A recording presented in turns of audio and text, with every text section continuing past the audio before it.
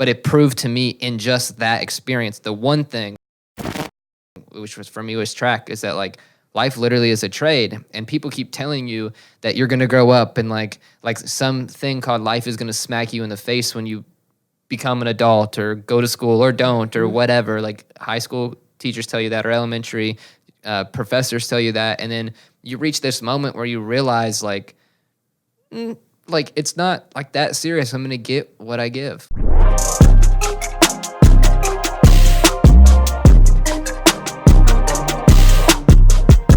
What's up, everybody? Welcome to the Fluxed Podcast, a show for creators and doers who want more and aren't going to let anyone stop them from getting it. On this show, we talk about how to think, and our guests, concepts, and ideas are tools to help you maximize your results.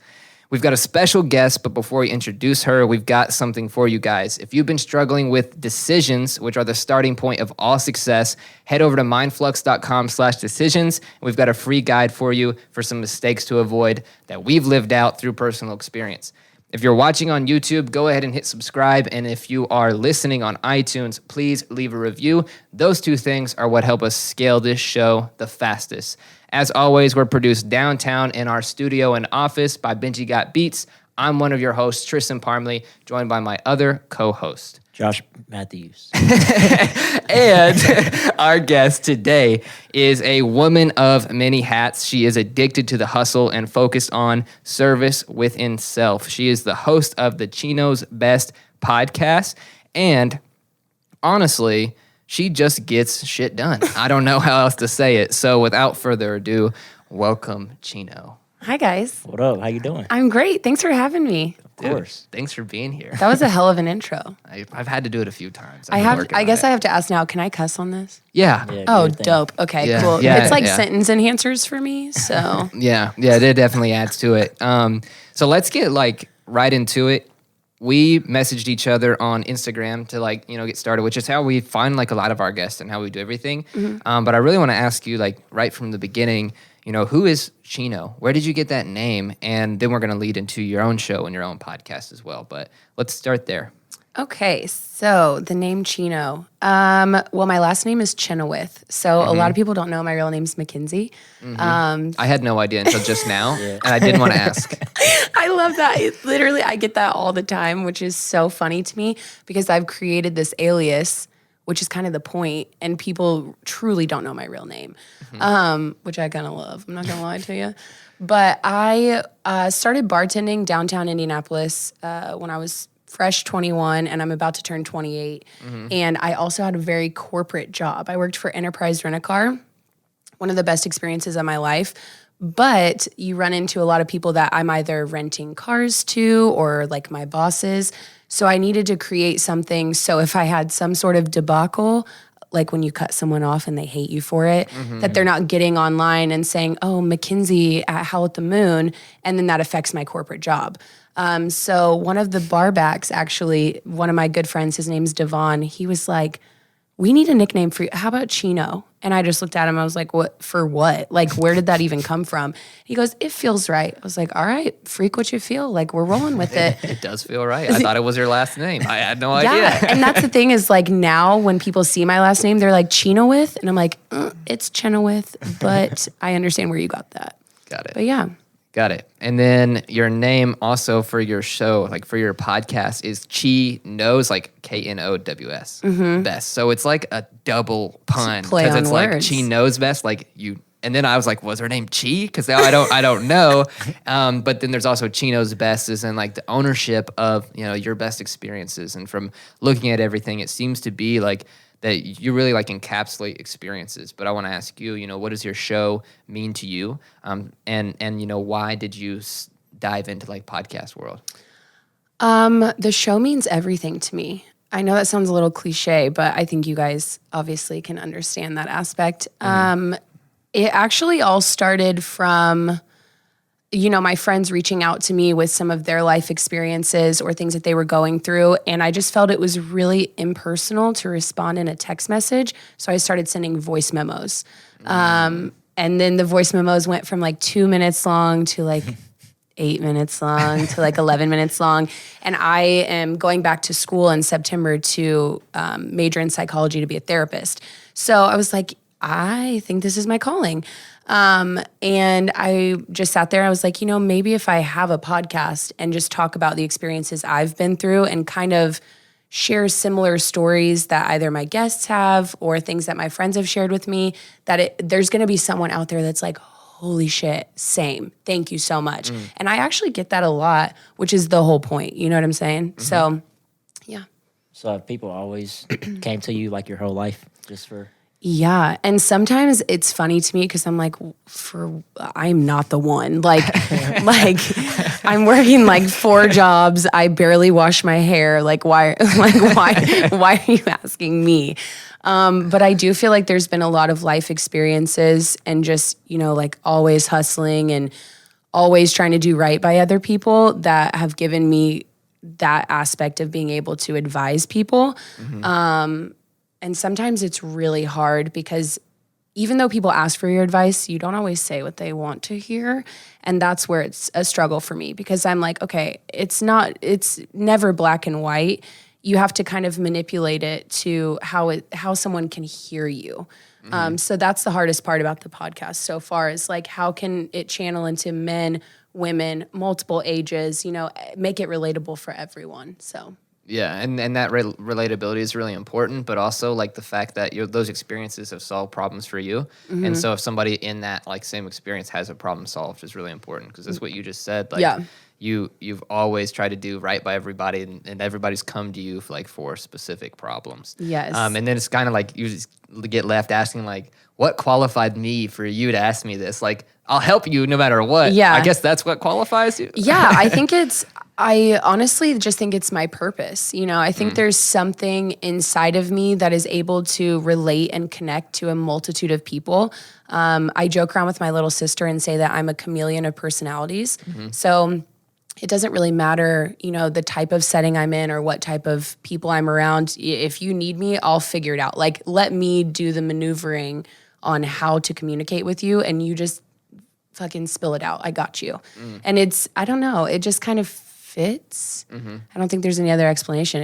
I just do it. Yeah. And that's usually how it goes for like a lot of people, like when they start to like uncover what they really want to do. But one of the things you said too is that like, you don't always tell them what they want to hear because they need a solution. So like you're just giving your best solution. Sometimes they don't like it. Well, and that's the thing. That's the trick actually that I've learned is when it's tough information that maybe someone isn't ready to fully be receptive of, that's when I can relate it to me. So they don't feel like I'm attacking them. They're like, oh, you've already lived it. That's why you're telling me this.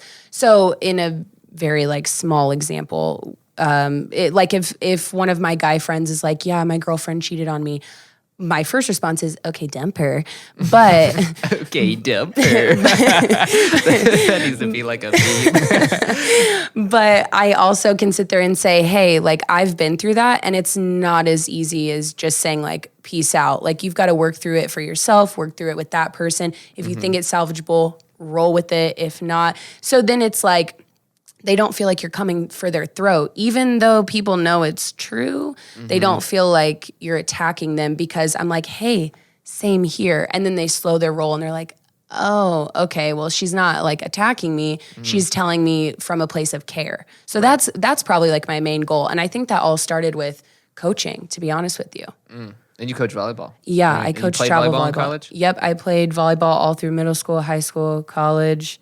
And now I coach it. I'll never escape it. And I also play through CCA. So I play on Mondays and then coach on Sunday, Monday, Thursday. So it's a lot of volleyball. You coach, you bartend, you work a job, you solve people's problems. Like we talked about this on our call too. Like where did the like, I've got to be going all the time kind of like mentality come from? Or like the idea of like the hustle, right? That's one thing that we talked about. Like there's a fine line between like struggle porn, like I'm going to struggle my whole way through everything and just like fetishize this idea that if I'm struggling, then I'm bound to be successful. Because like there's a point of, I guess like for lack of a better word, just ignorance where they're like, no, you're just struggling. Like you're just making the wrong there's decisions. a difference for sure. And then there's the other half of like, pouring so much into to so many things. So where did that like come from, like for you? I would say initially from my parents, although there have been some like tumultuous experiences with them, I think one thing that they really did right was instill hard work in us. My mom actually it used to be Yellow Pages, and then it turned into Ameritech and then SBC. And like she started that with Yellow Pages and did all of like the ads in the phone book. So homegirl was walking around in heels, door to door, being like, you need to do this. You need to be in here. So she was just constantly going. And then my dad worked for a paving company and was also in a band. So it's like we were always moving. And they kind of instilled in my sisters and I that if you want something, like you've got to earn it. Like this isn't, you don't just walk up and say, hey, I'm doing this. First of all, you're asking. And secondly, it's got to be that trade-off because I mean, shit, once you get to a certain age, that's all life is really. Like you're trading your hard work for money at a job. You're trading services with other companies, et cetera. So I think that they sat there and that was really important to them to say, yeah, you guys have been great. You're more than welcome to go to the movies. What are you going to do? And I'm like, okay, I'll cut the grass. That's fine. Or like my little sister and I fought all the time, but like I would sit there and I'd be like, if you tell mom that I was nice, I'll play with your hair. Like it was always like a bargaining type of thing. And then that just kind of reflected into just, then you figure out that you can make money from doing that stuff. And I'm like, oh, so now we're in the big leagues. And I had my first job at Finish Line. And I was like, this will be a cakewalk. And it was a lot of fun. Wow. Yeah. So like what I get from that though is like, you just like to serve others. Constantly. Is that for you? Does that like get tiring, or is that just something that's like natural for you? Just like it's not even like a thing. I think anything can get tiring when it's too much, even if it's good or bad.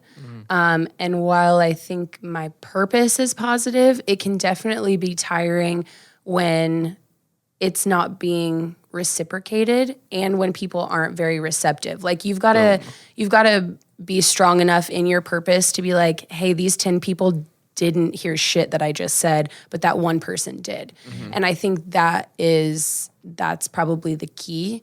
But it gets very tiring, actually. There's plenty of things that, I'll be up for like 72 hours on the weekend, but you'll catch me at your kid's birthday party. I'll be at my niece's volleyball game. I'll be at one of my current volleyball girls, like, I don't know, dance recitals, like whatever the case may be, like I will tire myself to make other people happy often. So then let's talk about like, so a lot of times like with our shows too, it's just like a conversation too, you know, we don't really have like, for some of our episodes, we put like things together, but especially when we have guests, we just kind of go off of, you know, what's in the room. Yeah. And that's something that like I personally have done a lot of like, I'm like a problem solver. So I was raised by my grandpa primarily. And he's like the kind of person, he's like 70 years old when I'm a kid, right? And he's like, hey, we're going to do this. And when he says we, that's like 50-50. So I'm like a 6-year-old kid, like climbing up ladders and drilling holes and like doing all these things around on like 70 acres. Yeah. Right. So we actually means we. But it starts to become draining when somebody says, hey, can you help me? Can we solve this problem? And you say, yeah, we, and all of a sudden you're pulling more weight to them than them. So like when it's not being reciprocated, when it's not being understood, or when like it just seems like somebody's like abusing your capacity to give I get because that a you lot. are. Yeah. So like how do you actually like address that? Because like our show is for those creators, those doers. Like there's people who they're taking action, like they want better and they want other people to have better. And so for everybody listening right now, they might be in the exact same position. Like, oh yeah, I sound just like her, but there's that same problem, and that will eventually dig you in like a rut or keep like recycling. So how do you like nip that in the butt and get past it? I think for me, it's been kind of narrowing down certain people that will feed back into that, which is few and far between. But one of my like best friends, Remington, he is that type of person for me. So when he has something going on and I listen, I give feedback, and then vice versa. It's been really hard to narrow down those people. And I obviously don't want anyone to like have a negative mindset or be negative about it, but sometimes you have to cut the cord. Like you've got to cut certain people out, and that's a really hard thing to do. And I think in the midst of getting to that place, I have found solace in positive podcast, affirmation podcast, reading constantly, because sometimes you have to be comfortable with being alone. Like you have to be comfortable with saying, you know what? This is who I am. This is my purpose. I know in my soul that this is what I'm supposed to do. People will get there. They'll get there. They'll catch up to me. I can't expect anyone else's timeline to be on mine. And it's also not my responsibility or my business how someone else views me. Like that's not my business. Like how you're viewing me is not my problem. So I've got to be strong enough in what I believe I'm here to do. To just keep going when there's really no one else around, which I haven't experienced like full solitude, thank goodness.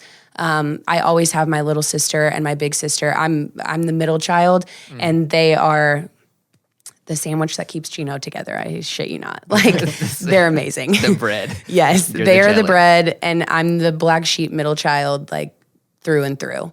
But yeah, I think it's just a matter of until you kind of connect with your higher self and say, you know what, this is what I'm supposed to do. Other people will get there on their own time. You've got to be comfortable with that slow moment. You've got to be comfortable with the fact that not everyone's going to be on that train at the same time, which is hard. So for you, what does connecting to your higher self mean? Like for you? Like what is Deep that? question. Here we go. I know, I now love we're it. getting started. The train is rolling. Connecting to my higher self, I don't think it can ever be conquered at all, because I think you're constantly progressing. You're constantly building who you are and what you want and what you expect. And that changes with your environment, changes with the people you're around. I mean, like even today being here with you guys, like mentally, I'm like, I'm stepping some of my shit the fuck up, starting with freestyling. Like, so it's like, Dang, the cat is out of the bag twice. That's 2 guests who have thrown us under the bus about our freestyle. but it was beautiful. EP coming. Oh my gosh, please. Connecting to my higher self has,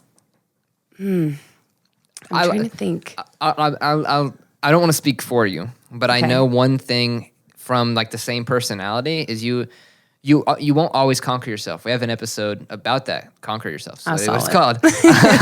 So there's new highs, but there's also higher lows, and the lows feel the same. So like for people on this success journey who might be 20 and broke or 28 and miserable, like the low feels the same. You know what I mean? Whether there's money involved, relationship involved, whatever, there's this emotional feeling. It's all perspective too. Like how you view like getting a flat tire may be the same way I view like dropping a pan on my foot. You know what I'm saying? Like it's all perspective, but the emotion foundation is still the same. Like you're still upset. Yes. And so I want to help guide Josh's question too of like, how did you start to recognize that in yourself? Because like to me, when I hear Josh's question, I think of like higher self. It's really like understanding self. Like when did you like step in, like literally catch the wave? Because you said like some people aren't going to be caught up with you. So like when did you like catch the wave and like, oh, this is my life. Like this is my thing. I am a mind inside of this body and blah, blah, blah, blah, blah. Yeah.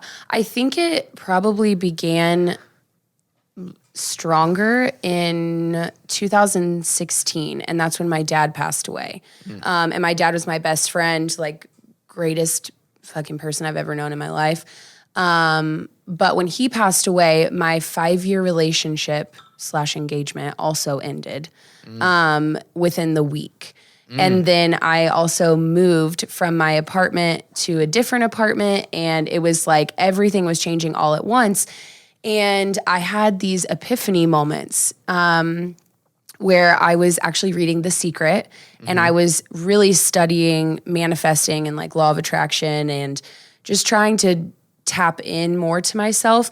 And it was like, God, it was so beautiful in like the saddest way of I have lost everything, or so it felt at the time, because now I look at that and I'm like, it really wasn't everything. Like RIP to my dad, no disrespect there, but it wasn't everything because I kept going. I kept working. I kept like trying to be positive. I kept reading, doing what I love to do.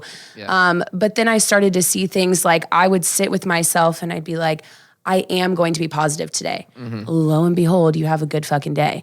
And so I think I started to master kind of talking to myself and connecting to that higher self, being trusting myself. And I think a lot of people struggle with that. Just trusting in who you are and trusting yourself, that kind of just started to really take off for me. And trying to, I don't know.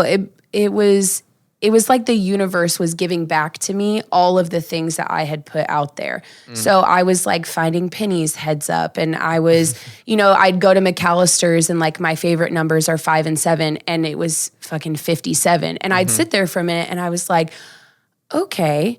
Because to me, and I don't know your religion preferences, but to me, like God and the universe they run side by side, like they're very parallel for me.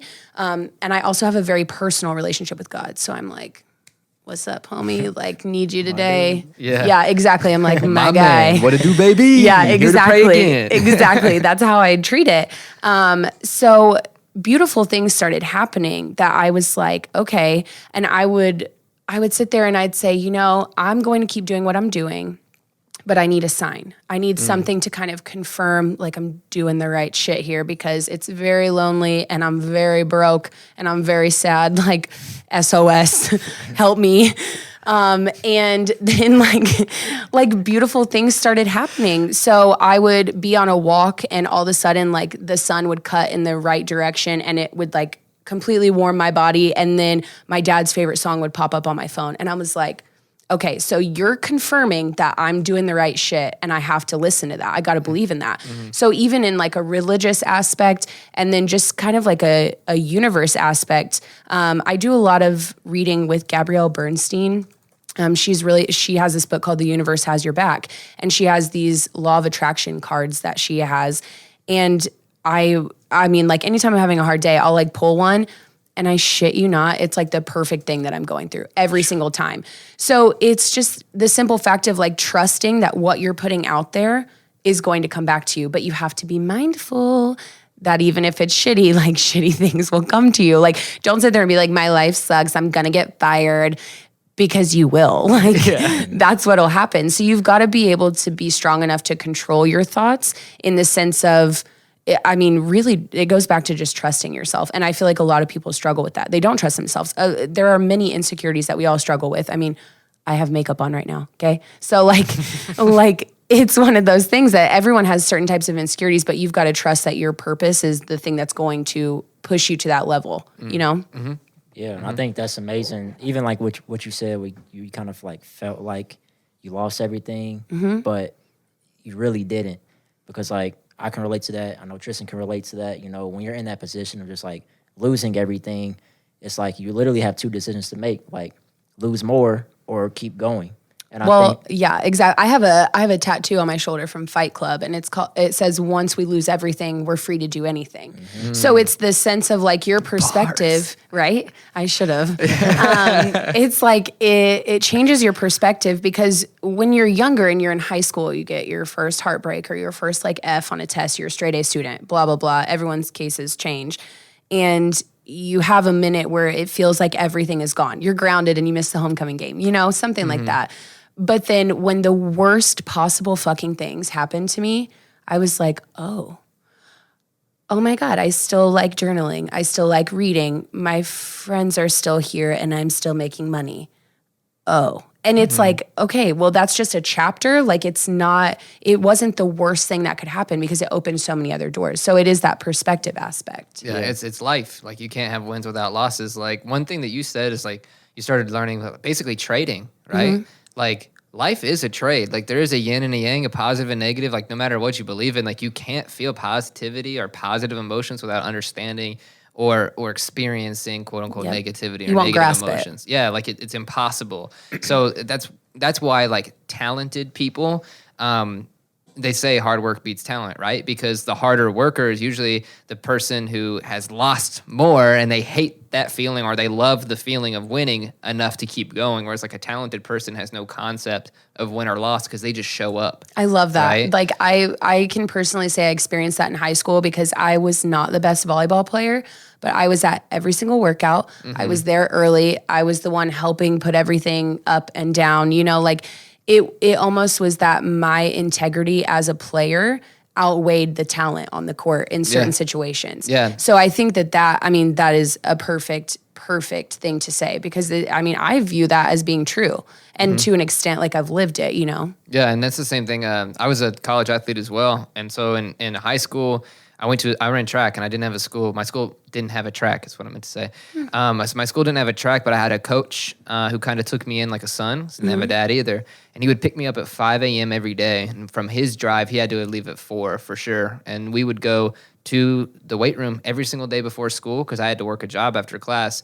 And like life is literally a trade because I did that every single day for 3 years just to walk on at a Division I school when schools like told me no. And then I did it again every single day, never missed a practice, never missed, standing over a trash can, never missed a rep.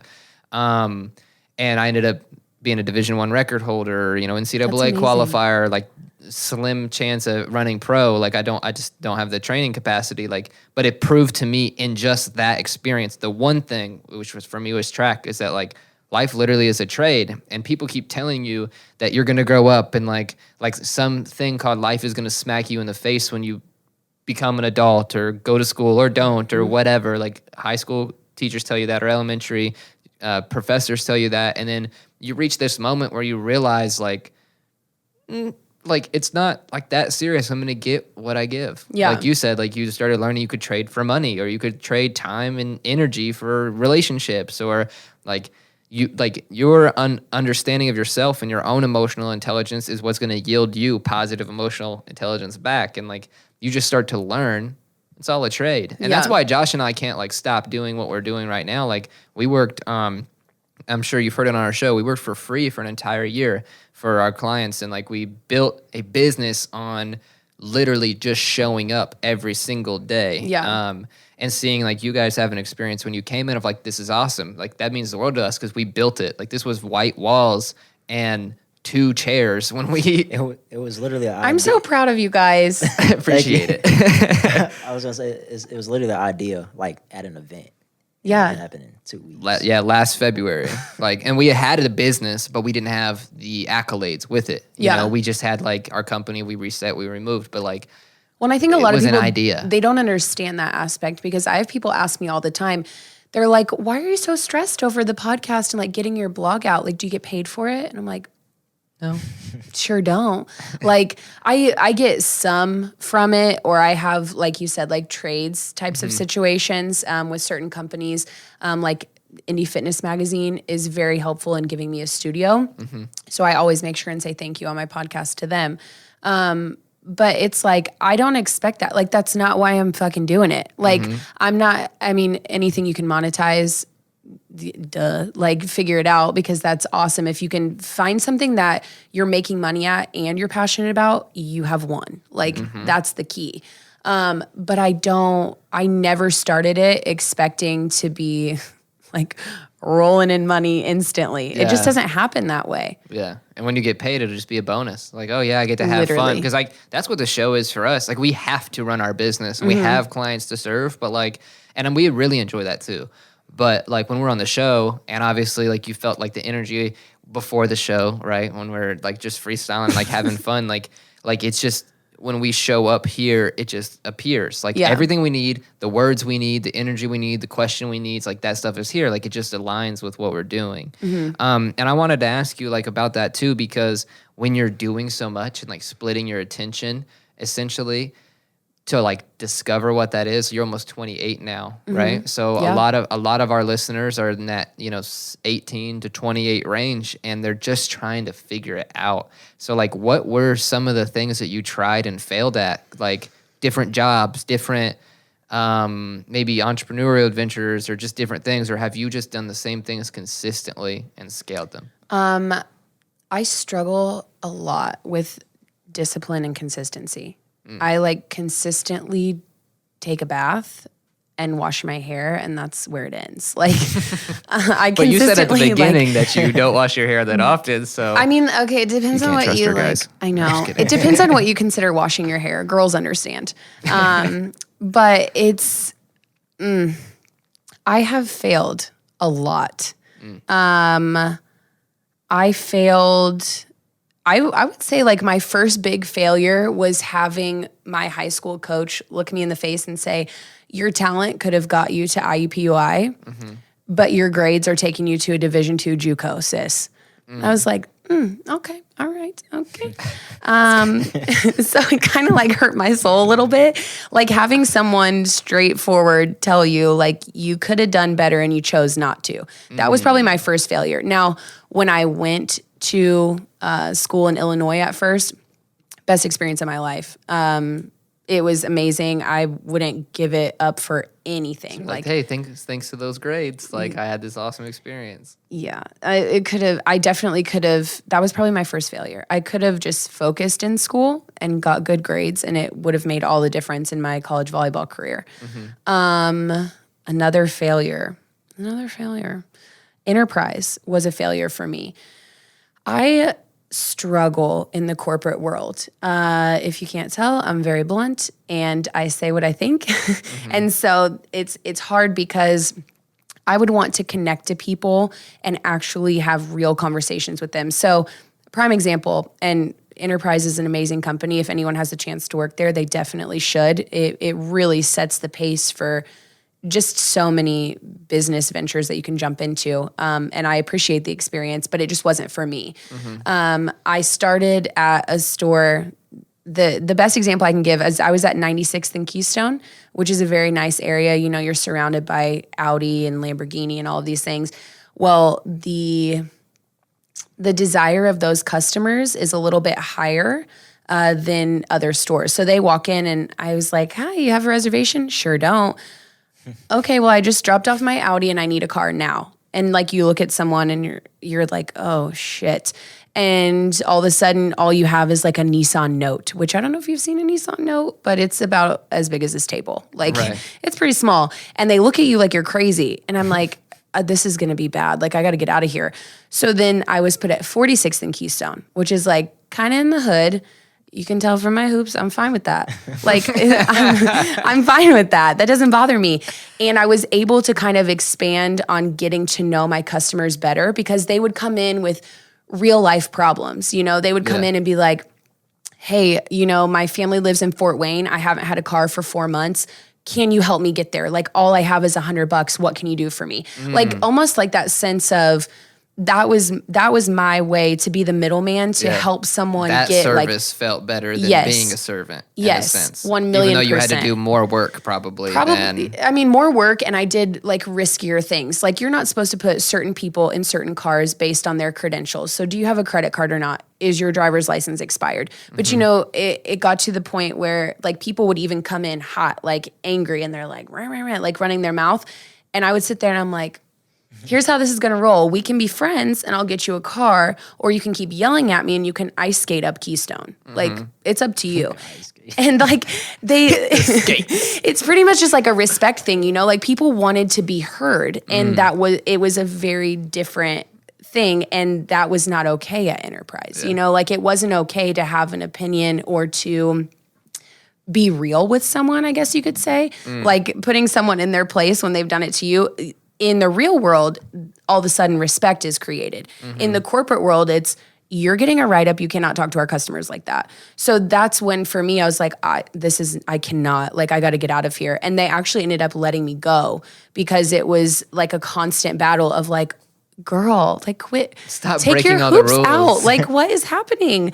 I'm like, no, I can't. I got to get out of here. So in that experience, though, like, so you just experienced a lot. Like you just like, and those are two small examples. I'm sure, like we kind of put you on the spot. I'm sure. Oh, it's fine. I don't care. There's I like love it. hundreds. There's probably like hundreds because like Josh and I too. Like I'm 23, right? So oh my God. Like exactly. Oh my God, babies, right? Right. But like in that time, I was just talking to my brother about this. He's 19. when I was 19, I had already flown probably 100 times. I'd flown by myself. I'd traveled since I was like 6 years old. I've been all over the country, all over the world at that point. And then like I've done it more since then. We've built our own business. We've done all these things, right? But like what it gives you is experience of like emotional awareness. And you said respect, and you said how to deal with somebody like differently. And I actually want to like ask Josh a question about that too, because like he is one of the best listeners. Like, I can tell. If you if you need advice, you got to give him some time. But just if you just sit in silence, he will dish it out, right? Like he's a really, really great listener. And so I wanted to ask you too, like when it comes to emotional intelligence, when it comes to like basically your observations between like, you know, what she's saying, what we're saying, and what our listeners like go through. How important is it to be aware of what you're going through and be aware of like, oh, I am at 96 in Keystone, so-and-so just messed up his Audi, and now I'm at 46 in Keystone, right? So-and-so just needs a car, right? So like how important is that to just stop and be like, listen, man, I need to look at what's going on. Because I never stop. That's my problem. And I'm sure it becomes a problem for you. Sometimes. It depends on the environment. Because the lesson that you're trying to get at that he's about to, I'm sure, school us in right now, I learned with bartending. Like basically reading that vibe and reading people. But I want to hear what you have to say first. Because you've been listening this whole time, so. Yeah, I mean, so off your story, I immediately thought about when I had like my first job. So I worked at this like pizza place, Puccini's. But the area I was in, like the type of people that came in, they expected certain things, and I was a bus boy. I did not like doing that. But when I did that, I immediately knew I did not want to, and there's nothing wrong with it, but I did not want to work that type of job and serve, not that the people were bad, but those type of people doing those things just because like, I was like, this is not me. Like I should be sitting down eating. And somebody like serving me and living my life how I want to live it. And that's when I became aware where I was just like, you know, this ain't for me. And I literally worked one more job that was literally right next door. And then I haven't worked a job ever since. How long ago was that? I was like 18. So I'm 24 now. 6 years? Yeah. That's the shit. Yeah. That's awesome. Yeah. But I think to Tristan's, I slipped off my damn shirt. To Tristan's question, I mean, it's just like super important to like be aware of your surroundings and sit back and just like observe, like pay attention to the signs. Like we talk about it all the time when it comes to like success, like paying attention to the signs, paying attention to the people you're around, paying attention to everything, because it'll literally tell you everything you need to know through the process. Like it'll tell you exactly what you need to know, and it's just up to you to move accordingly. Yeah. So accordingly. And then to ask too, like you said in the beginning, like, am I doing the right thing right now? Like, and you stop, and if you pay attention to the signs, you'll see. Yeah. Like, and if you're very clear with how you feel about a certain situation, you'll be very clear. Like, for me, I also do not thrive in the corporate world at all. I just don't.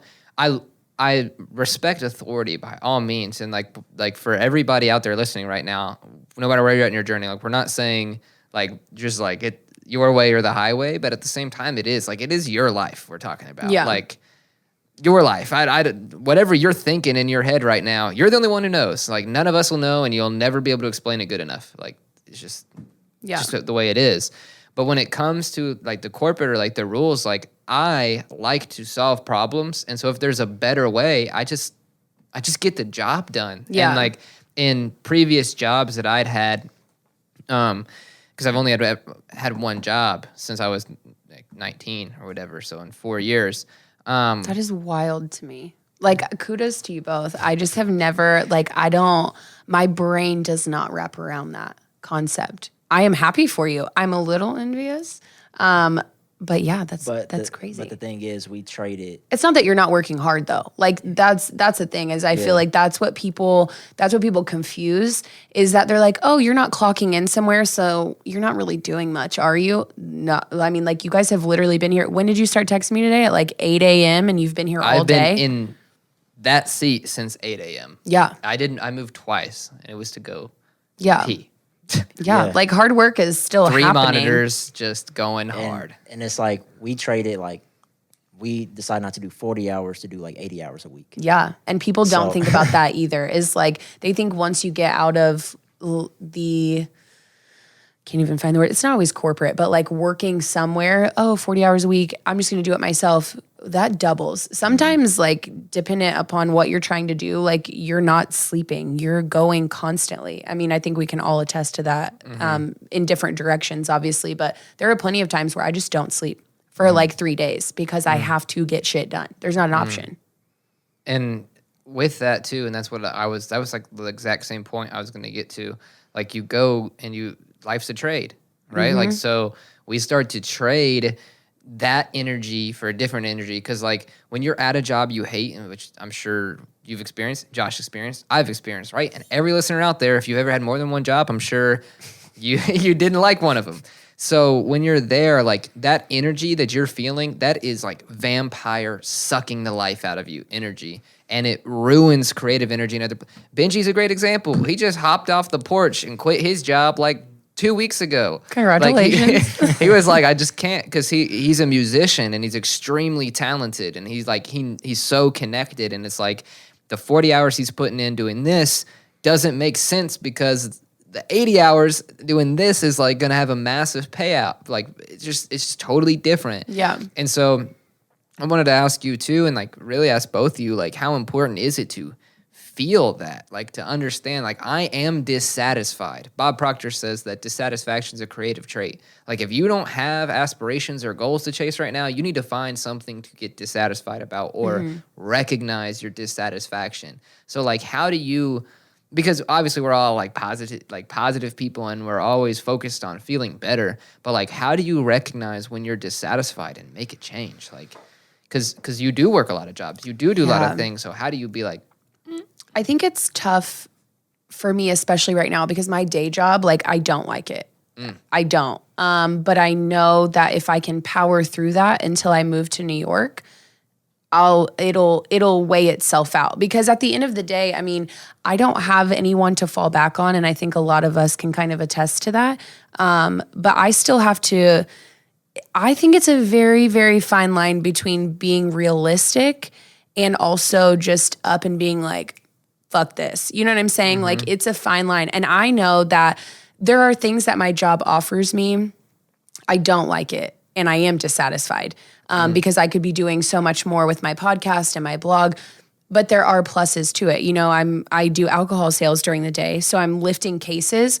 Okay, well, there's my workout because I don't have time to work out when I get home because I am doing other jobs and wearing different hats, you know? So I can frame that to be like, hey, I'm getting paid to work out. This is fine. Like, no big deal. You said that when we first met downstairs. Yeah. She literally said that word for word. Yeah, like I get paid. So you're not making this up. No, I'm not lying. I get paid to work out. You know, another plus is I obviously love chatting with people. So I get to go in and I feel like sometimes I'm aggressive. Like if I see someone looking in the wine section, I'm like, hey, do you need help? Where are you going? Is it your anniversary? like sometimes yeah.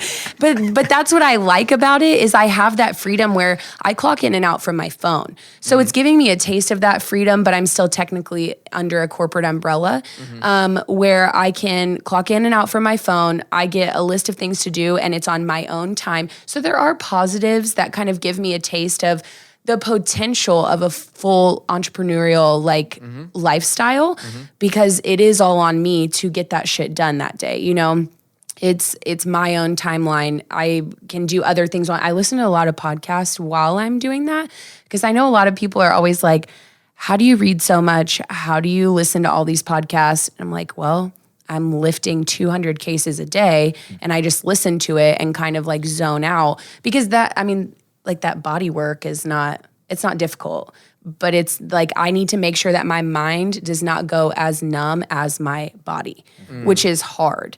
But those are plus sides to this job that like overall I don't like. So I think it's just a matter of weighing it out because realistically, I'm like, I need to keep this job because I have great health benefits. I get a mileage paycheck and an hourly paycheck. You know, like the income that's coming in for mindless work and being able to have the freedom to listen to podcasts all day, kind of a no-brainer to me to just stick it out rather than stressing to find a new job.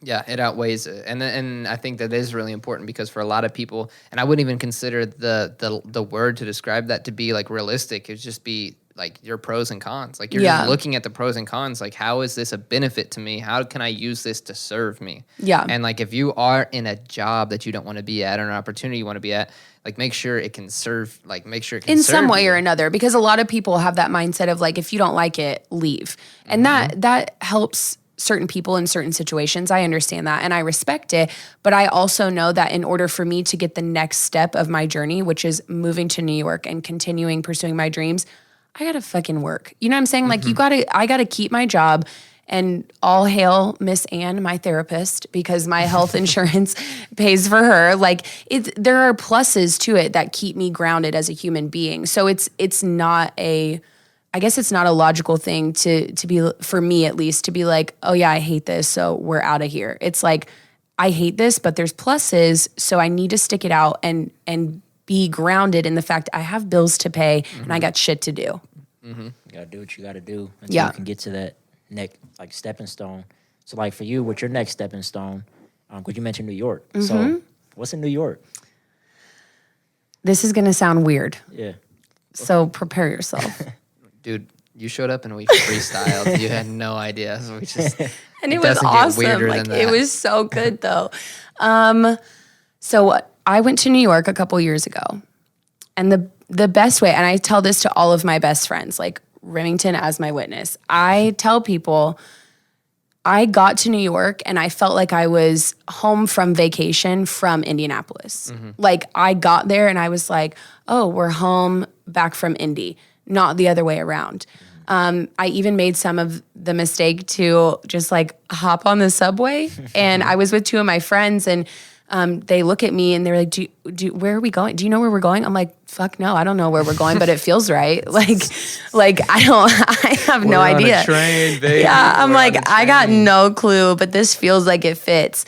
And it felt like home. Like my bones felt grounded there. And I encourage anyone and everyone to get that experience. Like you don't have to stay where you're at all the time. You can even go somewhere and try it out for 6 months and then come back. Like Indy is always a place that is my safe zone. I can always come back. Like the cost of living is cheap. You know, my family's here. So the possibilities are endless, but it's like, New York. I just I cannot wait. And like, I don't even know how else to explain it. It's beautiful. I know. I can't wait. I will work like 8 jobs just to live in New York. I don't care. Like, I will not sleep for 5 days just to be like, I'll live in Brooklyn. Like, you know what I'm saying? Yeah, I've been once. You went too a couple times, right? How many times have you been? I've been once. Did you love it? I loved it. Yeah. Yeah, and I didn't get the mainstream. I got like the real New York experience, which Where? I liked. So I was in Hamilton Heights. So the neighborhood I was in was just like all Hispanic people. The storefronts were in Spanish. Like it was crazy. Isn't it amazing? Yeah, It's wild. it's cultured like super. And if you're in the Midwest, that's an experience you have to have, which so many people are in the Midwest. And people listening to this, like, you got to go to New York, Miami, LA, and then you got to get to, like, the desert or the mountains or something and just realize, well, unless you already Like are, I guess, solitude in the Midwest. as well as cultural understandings. Yeah, and then you can also find solitude in those busy places too, like in New York when you're surrounded by so much, you all of a sudden realize we're all the same. Like when I got off my plane in Italy, it was 11 o'clock at night and I couldn't, like, my phone was dead and I had just the address to get to where I was at, which was an hour away from the airport. So I got in a taxi that took all my money. All my money to get an hour away from the airport. I'm in Italy. I'm in Milan, right? I don't even know if I say it right. Milan is dense.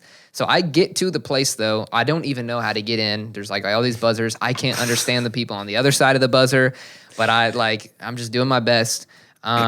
Luckily, my phone was dead, so I couldn't call. Like I had a friend that was staying at the same Airbnb, so I was meeting a bunch of different people, but like getting there was pretty much impossible because I didn't pack a charger. This was a pretty impromptu trip to Italy. But the next, like, it was so crazy hectic. I was so alone. But then, and I do not recommend that for anybody. See, I'm a planner. On the plane, I would have been Googling, like, how do you say hello? How do you say help me? How do you say bathroom? And I would have written that shit down.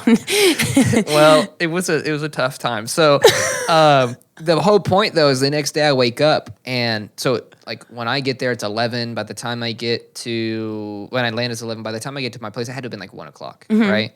It's like silent for the most part. It's just like, just like a city in the middle of the night.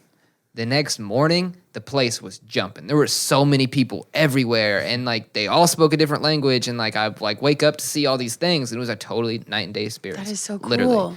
So I go downstairs, and I realize all of a sudden, like all the overwhelming feelings I had the night before, and they were just totally subsided by the fact that like these are all just human beings. Like we're all the same.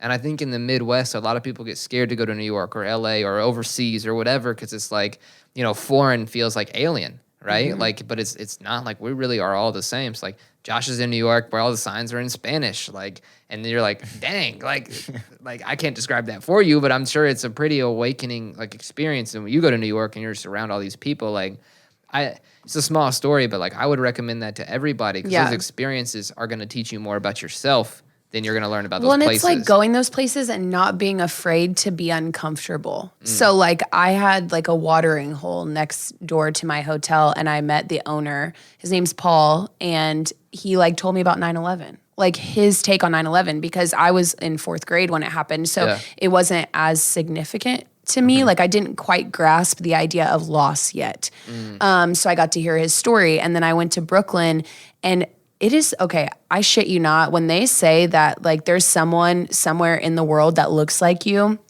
not a lie, because I thought I was like looking at my dad. I literally stood there and I was like staring at this man, and like to the point where my friends were like, bitch, what are you doing? like you have got to stop. Like people are gonna think we're weird. And I'm like, well, if the shoe fits. But he ended up talking to us and he was like, hey, do you guys want like a tour of Brooklyn and see all the Christmas lights? And we just got in his van. Like we just did it. Like now, okay, but listen. Pump the brakes. Listen.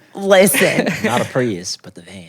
It was a minivan filled with roses for his wife and cheesecake. Okay, That it was so sounds sweet. Exactly like a plot. But I also was with 2 other people. I was not just by myself. I was with a guy and his girlfriend, and then it was this one little old man by himself. I was terrified in Italy because the taxi driver was tatted up. He had face tats. Well, and so are we. And yeah, but I mean, like at this time I was 20 and alone, and it was night, and he didn't speak English, and all of them were standing outside just smoking cigs, speaking Italian, and then he just points at me, points at the car. He's like, basically, let's go. That's when you like pull your shoulders back and like walk like this is my I tried taxi. to keep my bag in the front, so if I had to dip out, I would at least have my bag. Oh, that's but smart. He, See, I may have took dropped it the out of bag my in. hand because he was so courteous. He took it out of my hand and put it in the back, and then I was stuck. Because then when I read the euros, how much I owed him, I pretended like I didn't understand numbers because it was all of my money. And so when he was like stopping me, and I knew that if I took off, he'd leave with my bag. And I was like, I knew I should have had my bag in the front. I knew it. And so basically, because he saw this is all my money in my hand, and he just like grabbed my hand and counted it in front of me in Italian and then took it. Oh. Are you sure he was like it correct? was 100% accurate. Yeah, okay. It was exactly what I owed him for the fare. But before we got in, I feel like he hit like a little multiplier button because it just was cranking up the entire time. Like I was just watching it the whole time. Like, oh my God, getting so I've close. never been in a taxi. I've never been in an Uber. What? Yeah, I've never needed to. I like to be in control. So like even when I go out, like I don't drink past a certain point. Yeah. Oh, I mean, that's safe. Yeah. It's a good thing. More of you guys should definitely listen to that advice. Yeah. Like I have like a timer on my phone. So if I get out downtown at like 11, the timer goes off at 12:15, 12:30, and I'm out till 3. And like, I don't. I like to sleep in my own fucking bed. You know? Yeah, it's a good feeling. Well, I got one more question. And it's because you have it on your social media. You said it when you came in. You're wearing them right now. What is bigger, the hoops, bigger the goals mean? This is my last question. Josh might have some more, but like, what is bigger the hoops, bigger the goals mean? And you have mentioned hoops multiple times. I'm so like, flattered. Where does this come? I don't understand. I'm a guy. So like, please awaken us all. Awaken us to the hoops. I wanted to take away the negative connotation of the bigger the hoop, the bigger the hoe. You know what I mean? Like, and I know a lot of the time people just say it in a joking form, and I understand that. It's still funny. Like, I'm not denying that it's hilarious because people say it to me and I'm like, haha, funny guy. But it's one of those things that I wear them all the time. And it's kind of, for me, I hold myself to a standard of being a queen. Like, I am leading people. I am encouraging people. I am being the voice of reason to a lot of people. And so my hoops for me are like that crown. And I think that it has kind of resonated to a lot of people because, and I mean, like, I've had people reach out to me and they're like, you know, you carry yourself like with your shoulders back and like you're positive, you're confident. And I was like, yeah, I earned that shit. Like, I earned it. And I got here because I've been through the mud and I've been bleeding and I've had like broken bones and like all those like cliche concepts. Blood, sweat, and tears. And years. Literally 20 years of earning these hoops. But hey, okay, so I can't freestyle, but I can do accents. Yeah, that's pretty good. Okay, thank you. But I think for me, like, hoops sets the tone. You can be in sweatpants, you can be dressed up, whatever the case may be. Now, I like bigger ones because people ask, like, they're like, can I fit my hand through that? And I'm like, please don't poke my face while you do that, which has also happened before, which I think is funny. But it draws attention to people to ask me, and then that door's open. And I'm like, how are you? What's going on? You don't wear hoops? Yeah, what's your blood type and social security? I can help you right now. What is your credit score is a better question. Keep that in mind while you're dating around. There you go. I know, credit's important. We used to have pretty high scores, and then we owned a business for a year. But no, that answered that pretty well because it's like your thing. Yeah, you know? It's definitely my I need thing. To find like, one for myself. People literally will take pictures of themselves in hoops and tag and put Cheeno hoops. Like, it's a literal thing. So I feel like I have to capitalize on that. I'm trying to start a jewelry line too, and just make it like hoops and not just hoops. Just do the hoops. I thought about it. Like, it was going to be called Cheeno hoops, but I don't want to limit myself because what if I have a great idea for a necklace, or like, I like wearing rings, you know? What if another idea comes about? Well, that's kind of like a hoop too. Kind of. But if you saw that it just said Cheeno hoops, but you're looking for rings, you would ignore my website, and I can't have that. That's true. Well, that was my last question because I just had to know because I don't have like you know. You don't have a thing? Like a niche? No, not yet. I'm getting there. I'm a great thinker and problem solver. So, I mean, that's something to be proud of. But how do you like? I guess my thing was, how do I convey to people how strong I am as a person? Like, what can I be doing that when they don't have the chance to talk to me, I'm still creating a wave. Like, I'm still creating a mindset, even if you don't get the chance to hear me speak to you. You know what I'm saying? So the hoops kind of signified that for me as people being like, oh, okay. It's consistently bold. Always. The tattoos help too, so. Yeah, I can't wait to get my sleeve finished. Right, I'm right there with you. So expensive. It is. That was my last question, Josh. Do you have anything for Cheeno? I mean, we got like a lot of golden nuggets out of this. Well, I think we're going to name this Life is a Trade, by the way, because it just seems so... Benji's shaking his head, yeah. So probably approved. No, I don't have any questions. I mean, really just like, what's like something final you can leave with our listeners, like in terms of, you know, going out throughout the year and having a hustler mindset, always being on the go, like, and achieving your goals. Like, what do you got to say to our listeners that just final thoughts? I would say be good to yourself. Like, don't limit your thoughts to being, I'm not accomplishing my goals unless I'm rich. I'm not accomplishing my goals until I have a good car. Like, don't put a cap on your accomplishments, because I think people forget, even setting your alarm and getting up on time is an accomplishment. Making your bed is an accomplishment. Like, start with the little things if you struggle with that discipline aspect the way I do. I had like a chart like children use when they have to do their chores.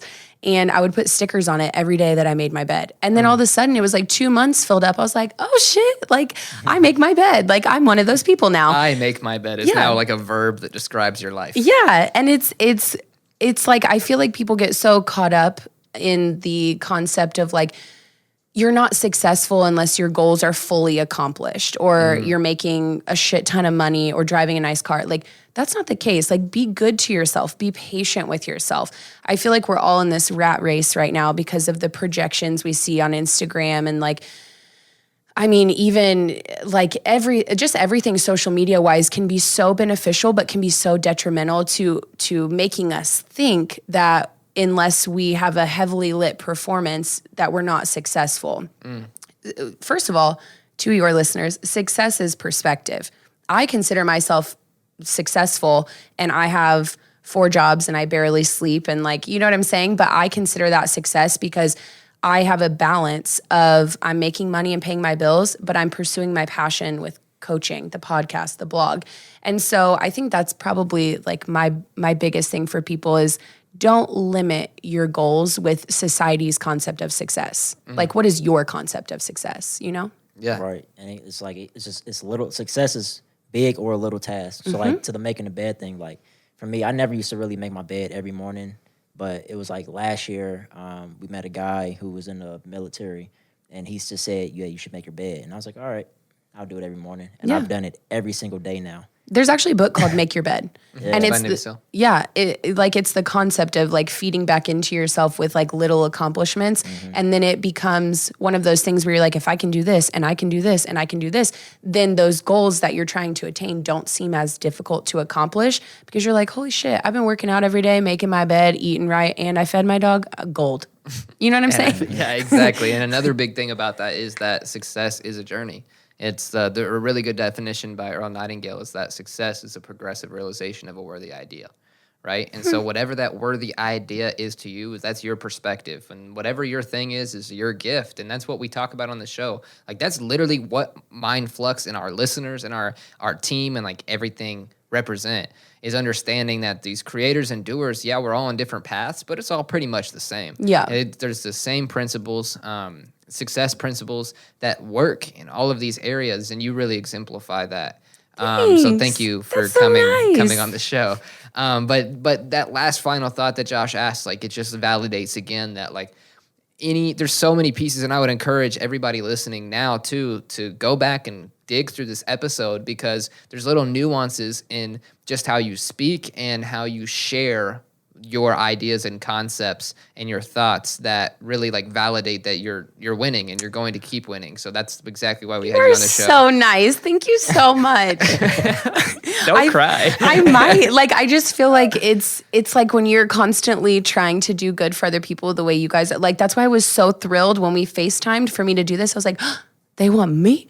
What? And it's one of those things where like this to me, like being here right now is successful. Like that's how I view my success because I'm pursuing my passion and it resonated something in you guys to be curious about it enough for you to trust me with your project and your listeners. So thank you. That's how it works. I appreciate it. It's a trade. So last question is where can they find you and your podcast online? Like what do they need to go? I need to spell it out. It is just Cheeknowsbest, CheeknowsBest. And it's on everything, really. Spotify, Apple, Google, Anchor. It's everywhere. I put out a blog every Tuesday to kind of preview what's going to be happening on Thursday. So yeah, it's literally everywhere. You could just type it into Google, and I'm pretty sure Spotify and Apple are the first 2 things to pop up. Perfect. And then your personal social media, do you want to share that too? It's funny because it just kind of goes with the hoop story. It's Cheeno. It's Cheeno, QUEENO_CHEENO. Perfect. So. Thank you. Yeah. Thank you. And guys, if you got value from this episode, please leave a review on iTunes. Reviews are going to be the fastest way we scale and get this to as many people as possible. And if you subscribe on YouTube, that helps as well. Our goal is to reach 1 million people per week with this show. And so every Monday we do Million Monday. And what that is we have guests, fans, and people who just really support our show, screenshot one of their favorite posts and share it to their story on Mondays using the hashtag #MillionMonday and tagging @MindFlux. And we give away free gear, free products, free information. There's a whole lot of free that comes with that Monday. So look out for Million Monday. Make sure to follow Cheeno, and you can find us at MindFluxed, MindFluxed, on all platforms. As always, we're produced by Benji Got Beats at BENJY Got Beats. I'm one of your hosts. Tristan is thinking. And where can they find you, Josh? On IG at I am Josh Matthews. Boom. Thank you for coming on. Life's a trade.